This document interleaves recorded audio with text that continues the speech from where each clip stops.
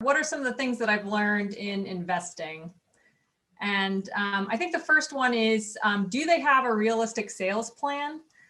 We mostly hear about the sexy stuff, and the sexy stuff suggests that you stick it out there in the world and it catches on fire and you can barely keep up with demand.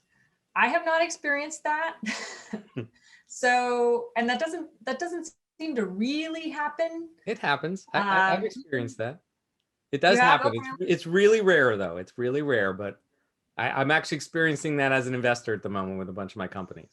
Awesome. Well, I look forward to hearing more about that. So the local CDFI that does a business plan competition last year started asking businesses to submit a sales forecast, because the act of doing a sales forecast really forces you to sit down and be like, how exactly am I going to sell this many units? Who is going to buy how many units of this, and how are they going to find out about it? Yeah, I just feel like that's super important. That a lot of things I invested in that didn't do well were sort of like, well, and it will just sell. Are they growing or are they buying revenues? So it's interesting. My most spectacular failures are my earliest deals. And I would say the biggest mistake I made was investing too much money. That I was in an angel group, that I had this sense like, oh, there's this whole process and people, people understand what's happening and I want to support companies. And yeah.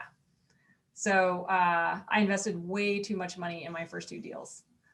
And that one of those early deals was growing really rapidly. So part of the problem was I was doing follow-ons but it turned out what they were doing was acquiring other companies. And so they were adding to their top line revenue really fast, and they were like getting funds to invest in them. So I thought, okay, serious investors believe in this company. But it started dawning on me that they were basically just taking in investor money and going out and buying other companies. And then that would make their revenue go up. And then everyone would be like, oh, they're growing. But they weren't like integrating those companies well. They weren't necessarily any more profitable or even at all profitable with those companies. Well, we've seen this in the venture world, right? Uber, right? Yeah, Uber buys revenues. Uber buys customers. They literally will pay the drivers, basically, whatever they charge us to take the trip, they'll pay the driver more than that in order to drive us from place to place in order to grow their revenues.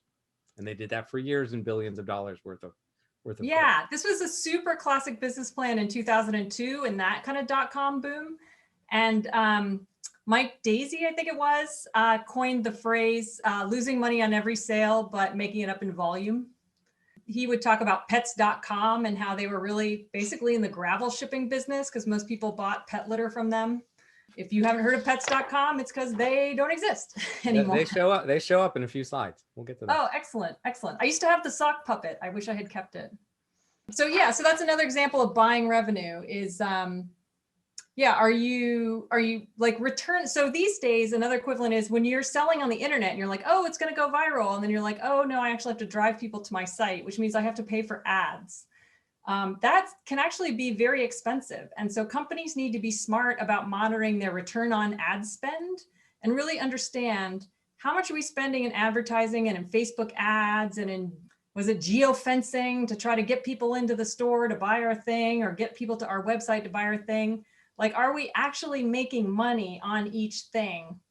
Depending on the cart size, when the customer comes to your website, if you're not a whole store, you're just selling one thing.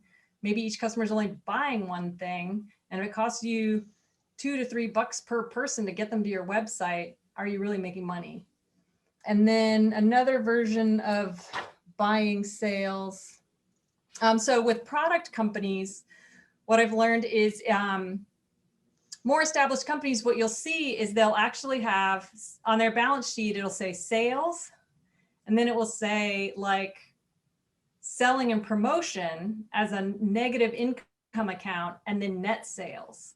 Because in the retail channel, like having to pay, there's a very much a pay to play kind of system, and it's super risky. There's a high risk that you will pay more in promotions than you're making on the product. So they tend to lay out their P&L. So you see right at the top, what are your net actual sales after you've paid brokers and distributors and for ads and all of that stuff. So nice. Yeah, really important to pay attention to, are you really growing or are you just buying your revenue? I'm going to point out, I'll just jump in and say one of my best companies at the moment, the complaint we got last month was she's selling to distributors and they're just paying her 90% of whatever it says on the PO. So they get their cut, they do their markup in terms of the price to get it to the retail shelves, but they're also just taking 10% because they can, because they have the power. Right. So they're taking an extra 10%, which doesn't, yeah, that would be a good way to mark it down on our P&L, because we are basically just handing them 10% of our margins. Right. Right. Yeah. So you're not really earning all the revenue that you think you're earning. You're really selling it for less. Yeah. And we can't raise the price by 10%. Right. And then rapid growth. Are you in an ecosystem? Is your company in an ecosystem that supports rapid growth?